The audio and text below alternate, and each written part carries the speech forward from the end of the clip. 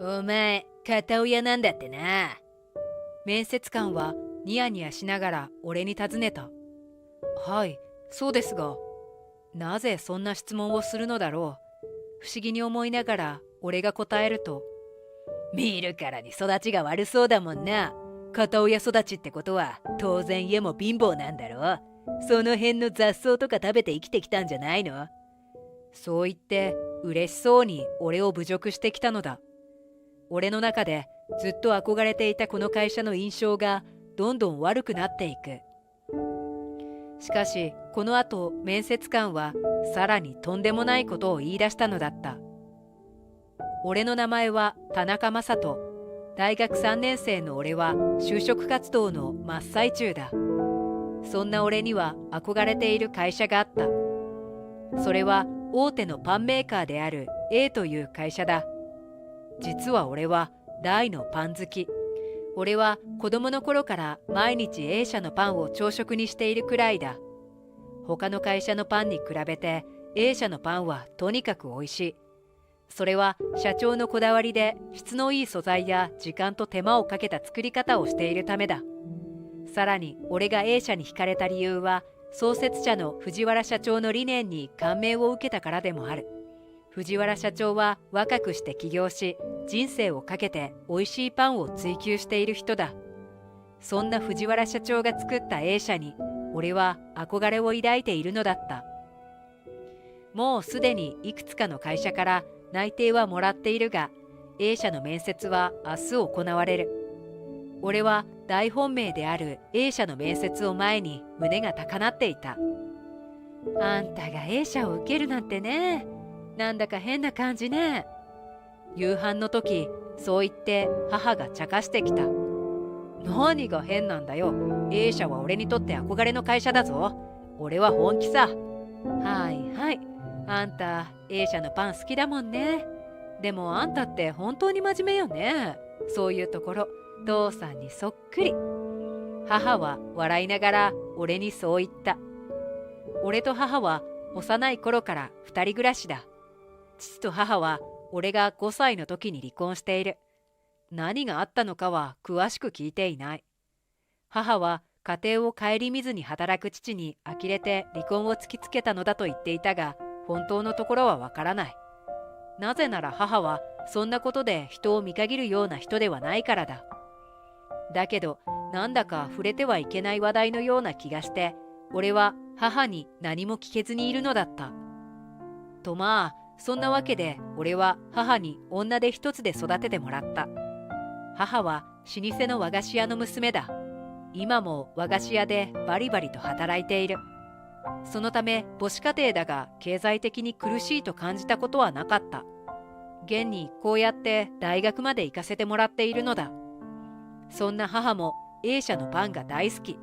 その母の影響で俺も A 社のパンが好きになったと言っても過言ではない。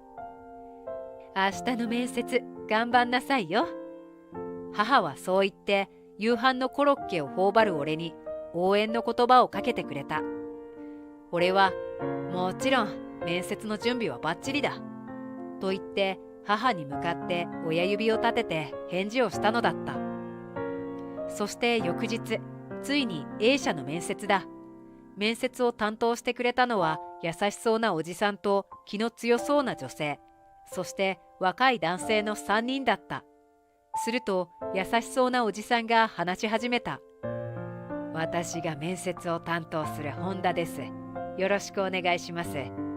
そう言って本田係長はニコニコと頭を下げた。本田係長の醸し出す柔らかい雰囲気に俺の緊張がみるみると溶けていった。田中正人です。本日はよろしくお願いいたします。俺は元気よく挨拶をした。田中さんはどうして我が社に就職したいと思ったのですか？係長にそう尋ねられた俺は自分がどれほどパンが好きなのかを伝えた。そして A 社のパンが大好きなことや創設者である藤原社長を尊敬していることなどをつい熱弁してしまったのだ。他の面接官たちは俺の熱弁に驚いていたようだが、本田係長は大きな相槌を打ちながら熱心に聞いてくれていた。田中さんは本当に我が社のパンが好きなのですね。よく伝わりました。俺は本田係長の優しい言葉にほっとしながら、はい、私も A 社の一員となって世界中の人に最高のパンを届けたいと思っています。と答えた。すると本田係長は、私もあなたのような熱意のある人に来てもらいたいと思っています。と言ってくれたのだ。その後のやりとりもいい雰囲気で終わり、俺はかなりの手応えを感じていた。それでは結果は来週中に郵送でお送りします。本日はお疲れ様でした。本田係長がにこやかに終わりを告げ、面接が終了した。この感じならきっと大丈夫だ。俺はそう確信していたのだが、翌週が過ぎても A 社からの結果が来なかった。しびれを切らした俺は A 社に電話することに。すると本田係長ではなく佐藤という人事部の部長と話すことになった。先日面接を受けさせていただいた田中です。面接の結果がまだ来ていないのですが。俺がそう言うと佐藤部長は面倒くさそうに、はあ、そんなことで電話してきたの？まったく、こっちは忙しいってのに。と言った。すみません。思わず謝ってしまった俺に続けて佐藤部長は、田中くんだっけ？君ね、俺を不機嫌にさせたから不採用。これでいい？と信じられないことを言ってきたのだ。ちょっと待ってください。そんなの困ります。面接の結果で決めてください。俺は必死にお願いしたが、君、そんなにうちの会社に来たいわけ？ああ、もしかしてまだ一つも内定もらってなくて焦ってるの？残念でした。人事部長の俺が不採用って言ったらもう決定だから。佐藤部長はそう言うと、一方的に電話をガチャリと切ってしまったのだった。俺はショックでしばらく呆然としてしまった。こんな人が A 社の人事部長なのか。あまりのひどい対応に悔し涙がこぼれそうになった。俺はどうしても面接に受かりたかったのだ。夕食時、落ち込んでいる俺に気づいた母さんが声をかけてくれた。どうしたの？食欲ないの？何かあった？別に何も。しかし母の目はごまかせない。何かあったんでしょ？黙って暗い顔をされても迷惑なのよ。何があったのか教えなさい。母はわざと明るく言った。俺は今日の佐藤部長とのやりとりや A 社を不採用になったことを母に話した。すると母は、まあ、そんなことがあったの？ひどいわね。と怒り始めた。そして、でも大丈夫。母さんに任せなさい。と言ったのだ。任せてって何する気？余計なことしないでよ。俺は若干不安になったが、母は大丈夫大丈夫と言いながらにやりと笑ったのだった。数日後、俺の携帯に電話がかかってきた。田中正人さんですか？私 A 社の本田というものですが。なんと電話の相手は本田係長だったのだ。この度はこちらの不手際で合否結果をお伝えできず申し訳ありませんでした。またお電話で佐藤が大変失礼をいたしたようで。本田係長は申し訳なさそうな声でこう言った。実は一次面接の結果は合格だったんです。手違いで郵送がされていなかったようです。申し訳ないのですが、もし田中さんさえよろしければ二次面接にお越しいただければと思います。俺はこの係長の言葉を聞いて今までの怒りが吹き飛んだ。本当ですか？もちろん受けさせてください。俺がそう答えると本田係長は、よかった。詳細はメールで送りますね。私、一次面接で田中さんの熱意に心を打たれたんです。次の面接官は私ではありませんが、面接頑張ってくださいね。と言って電話を切ったのだった。俺は嬉しくてすぐに母に報告した。すると母は、あら、よかったわね。と言ってまた意味ありげにニヤニヤした。もしかして母さんのおかげ？俺がそう聞くと、さあね、とはぐらかされたのだった。そして二次面接の日、俺以外にもざっと30人ほどの就活生が同じ部屋で待機していた。今回は集団面接だ。俺のグループは一番最後だった。ようやく名前が呼ばれ、面接室に入る。失礼します。俺が部屋に入ると、怖そうな顔をした大人たちがずらりと並んでいた。きっと面接官に役員の人が多いのだろう。一次面接の時とは迫力がまるで違う。俺は多少緊張しながらもハキハキと自己紹介をして反応を伺った。すると、お前が田中か。こわもての男が口を開いた。俺は佐藤、人事部の部長だ。お前、誰に何を言ったんだ。お前のおかげで上から注意されたんだぞ。そう言って俺を睨みつけたのだ。こいつがあの性格の悪い佐藤部長か。俺はそう思いながらも、すみません、私もよくわかりません、と謝った。本来ならお前はもう不採用と決まっている。それにもかかわらず情けで受けさせてやってるんだ。ま、結果はもう不採用と決まっているがな。部長の言葉に俺はショックを受けた。すると他の面接官が、まあまあ佐藤君、何があったか知らないが市場を面接に持ち込んではいけないよ、と佐藤部長をやんわり注意してくれ、ほっとした。まだ希望はあるかもしれない。しかし佐藤部長はふんと鼻を鳴らして俺を睨みつけたままだった。そこからの面接は地獄のような雰囲気だった。佐藤部長の対応が怖くて途中から泣き出す女の子もいたほどだ。その中でも俺はしっかりと発言し力を出し切ったと思う。佐藤部長は終始俺が気に入らないという顔をして時々舌打ちまでしていた。しかし他の面接官からの感触は良さそうだ。そして面接終了後、帰ろうとしている俺に佐藤部長が近づいてきた。そしてお前だけは絶対に合格させないからな、そう俺に言って去っていったのだった。今回はもうさすがにダメだろう。佐藤部長は確実に俺を不採用にするつもりだ。A 社で社員として働きたかったのに。絶望感でいっぱいになりながら俺はとぼとぼと家に帰った。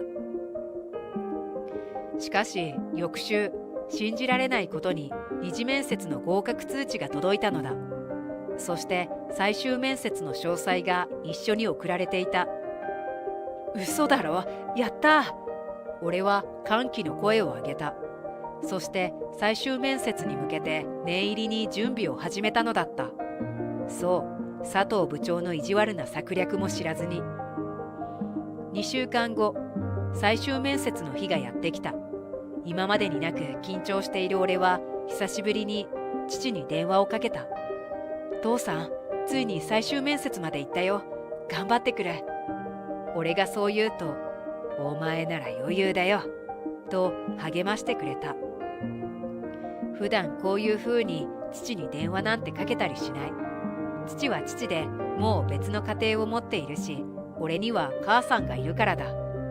だが今日は父の声を聞いて少々あった不安が消え、勇気が湧いてきたのだった。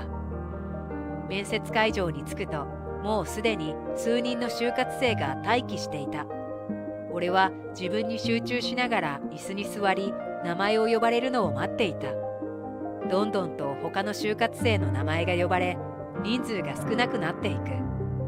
俺が呼ばれたのはまたもや一番最後だった。失礼します。そう言って部屋に入ると、面接官はあの佐藤部長だった。そしてその佐藤部長の隣には本田係長ともう一人の社員がいた。てっきりもっと立場の偉い人が面接するのかと思っていた俺は、佐藤部長の顔を見て沈んだ気持ちになった。今日はお前を面接するために呼んだんじゃない。お前が我が社にとってどれだけ不必要な人間か分からせるために呼んだんだ。と佐藤部長はとんでもないことを言い出した。部長。これには本田係長も焦って止めようとした。しかし本田係長を無視して佐藤部長は、お前のせいで俺が上から注意されたことを忘れちゃいねえよな。俺を怒らせたらどうなるか分からせてやる。と息巻いた。そしてお前のことを少し調べさせてもらった。お前片親なんだってな。と言ったのだ。はい、そうですけど。俺が答えると、見るからに育ちが悪そうだもんな。片親育ちってことは当然家も貧乏なんだろ。その辺の雑草とか食べて生きてきたんじゃないの。なんと佐藤部長は嬉しそうに俺を侮辱してきたのだ。本田係長は俺と佐藤部長を交互に見ながら真っ青な顔をして慌てている。さらに、お前の母親も離婚するような人間だからろくな人間じゃないんだろ。欠落人間から生まれたお前もまた欠落人間なんだよ。そんなやつうちの会社で雇えるかっつーの。と母のことまで侮辱してきたのだ。俺のことならまだしも母まで悪く言われるのは我慢ならない。なんてこと言うんですか。何も知らないくせに母のことまで侮辱しないでください。俺が怒ると佐藤部長は嬉しそうに、はははは、面接で切れるようなやつは不合格だ。最も片親貧乏人はその時点で不採用だけどな。と言った。俺はこいつに何を言ってもダメだと悟った。きっと性根から腐っているのだ。そう思った俺は大きなため息をついた。わかりました。そっちがその気ならもうこうするしかない。俺はそう言ってその場で電話をかけ始めた。おい、面接中だぞ。電話なんかするな。佐藤部長の怒鳴り声が聞こえてくる。それを無視して俺は電話の相手に話しかけた。父さん、俺やっぱりこの会社いらないわ。こんな根性の悪いやつが人事部長をしている会社なんて先は見えてるよ。俺がそう言うと父は、なんだと。ちょっと待て、今どこにいると聞いてきた。父に場所を伝えると、すぐに行くと言って電話が切れた。すると佐藤部長は、なんだ、父親に電話なんかかけてお子ちゃまでちかと見下すような嫌な口調で言ってきた。今にわかりますよ。俺がそう言うと、なんだと小僧、わけわからんことばかり抜かしやがってと佐藤部長は俺に近づき胸ぐらを掴んできたのだ。やめてください部長、これは問題ですよ。係長が佐藤部長を引き離そうと必死で引っ張っている。うるさい、こいつの態度が気に入らねえんだよ。佐藤部長は興奮気味に言った。そして、こいつに社会の厳しさを教えてやるために俺が自ら申し出て面接をしているんだと言ったのだ。すると面接室のドアがバタンと開いた。そこには父の姿があった。社長。本田係長は顔面蒼白な顔でそう叫んだ。すると佐藤部長も慌てた様子で、どうされたのですかと聞いた。どうしたのですかじゃないだろう。私の息子になんてことをしているんだ。息子さん。部長は頭が混乱したのか、片言の外国人のような口調で聞き返した。そうだ、俺の息子だ。離婚して妻が引き取ったがな。そんなことより、なぜお前が俺の息子の胸ぐらを掴んでいるんだ。父にそう言われた佐藤部長はハッとした様子で俺の服を離した。これはですね、アクシデントでして、わざとではなく事故なのです。そうだよな、本田係長。佐藤部長はそう言って本田係長に圧力をかけて同意を求めた。しかし、いいえ、佐藤部長が田中さんを侮辱したのです。そして胸ぐらまで掴んでしまいました。止めようとしたのですが止めきれませんでした。すみません。係長はそう言って何度も頭を下げた。佐藤君、どういうことだね。なんて言って侮辱したんだ？父に問い詰められた佐藤部長は真っ青な顔で口をパクパクさせるだけだった。すると本田係長が、実は後でこの様子を報告せねばと思い途中から会話を録音していましたとボイスレコーダーを取り出し再生したのだ。そこには俺や母を侮辱する佐藤部長の音声がしっかりと残っていた。それを聞いた父は怒りのこもった声で、佐藤君、君は人を非難できるような立派な人間なのかねと尋ねた。佐藤部長は小さな声で、違いますと答えた。片親だからと偏見を持って人を侮辱する君の方がろくな人間じゃないと思わないかね。はい、佐藤部長は悔しそうに返事をした。すると父は、そうだろう、そんな人間は我が社に必要ない、クビだ、そう佐藤部長に告げた。すると佐藤部長は、そんな、こんな小僧のために俺がクビだなんてふざけてる、息子をひいきして俺をクビにするなと叫んだ。こんな小僧だと？君は勘違いしているようだが、本来なら正人は我が社の次期社長として面接など受けなくてもいい立場なんだぞ。なんだって？俺の言葉に佐藤部長は顔面蒼白だ。さらに父は、しかし正人は自分の身分を明かさず自力で入社し、平社員として一から学びたいと言ってきた。だから面接を受けていたんだ。部長の立場を利用して横暴な態度をとっていた君とは大違いだと俺の事情を明かしたのだ。それを聞いた佐藤部長は絶句し、部屋の隅に座り込んでしまったのだった。父は俺の方に向き直り、お前はこの会社はいらないと言ったが、まさか本気じゃないだろう。私にとってもお前にとっても大切な会社だと言った。そうだね、あの時は頭に血が上ってしまっていらないなんて言ったけど本気じゃないよ。